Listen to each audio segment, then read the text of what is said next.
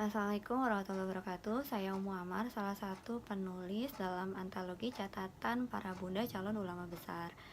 Sebagian orang tua salah pikir tentang pendidikan. Mereka beranggapan bahwa pendidikan adalah transfer of knowledge. Jika demikian, maka bisa dipastikan bahwa Google akan jauh lebih hebat dibandingkan dengan guru manapun yang ada.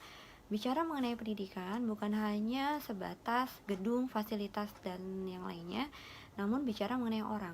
Jadi pendidikan adalah transfer of karakter. Dan bersyukur kami bisa bertemu dengan Bait Qur'ani pada tahun 2017. Pada saat itu dalam upaya kami memindahkan putra kami dari pesantren namanya pesantren modern dengan fasilitas mewah, sementara Bait Qur'ani adalah pondok pesantren kecil namun memiliki visi yang luar biasa besar. Yang visi besarnya ini direalisasikan dalam kurikulum terpadu dan kurikulumnya diturunkan pada program harian yang terukur. Dan pelaksanaan pendidikan pada Bait Qur'ani menyelaraskan sinergi antara orang tua dengan sekolah, sehingga sekecil apapun permasalahan yang dialami oleh santri melibatkan orang tua dalam proses penyelesaiannya. Dan ini yang saya alami, yang kemudian saya coba tuangkan dalam bentuk tulisan, sehingga mudah-mudahan bisa diambil hikmah pelajaran yang baik, dan tentunya sebagai pengingat diri bahwa pindah di kelas 8 bukan merupakan hal yang mudah bagi putra kami, karena dia harus beradaptasi dengan lingkungan pondok, dengan aturan-aturan beki, dan pastinya sudah tertinggal pelajaran dan hafalannya selama 1 tahun. Dan kemudian permasalahan demi permasalahan, kasus demi kasus mulai bermunculan. Saya berkali-kali dipanggil pihak sekolah untuk menyelesaikan kasus-kasus yang dialami oleh putra kami. Tidak hanya 1 atau 2, bahkan lebih dari 3 kali saya dipanggil ke sekolah. Kami menyadari bahwa setiap kesalahan yang terjadi pada anak merupakan refleksi dari kesalahan orang tuanya. Ada investasi kesalahan kami di masa lalu, sehingga yang kami lakukan adalah pertama, memohon ampun kepada Allah atas kesalahan kami di masa lalu. Kami juga memohon maaf kepada Ananda atas perlakuan yang dia terima pada saat itu.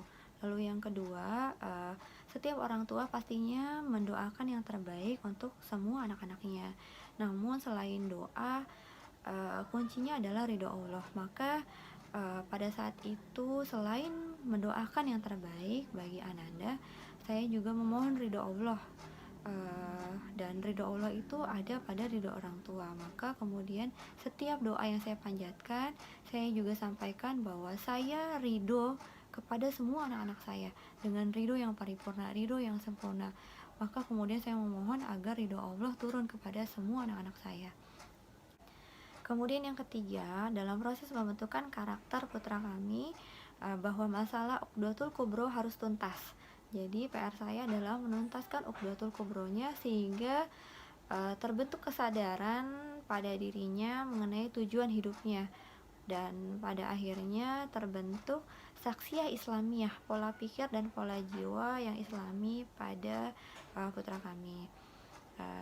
Dan proses pembentukan karakter pada putra kami ini bukan proses yang singkat, melainkan proses yang panjang yang harus dilalui dengan penuh kesabaran.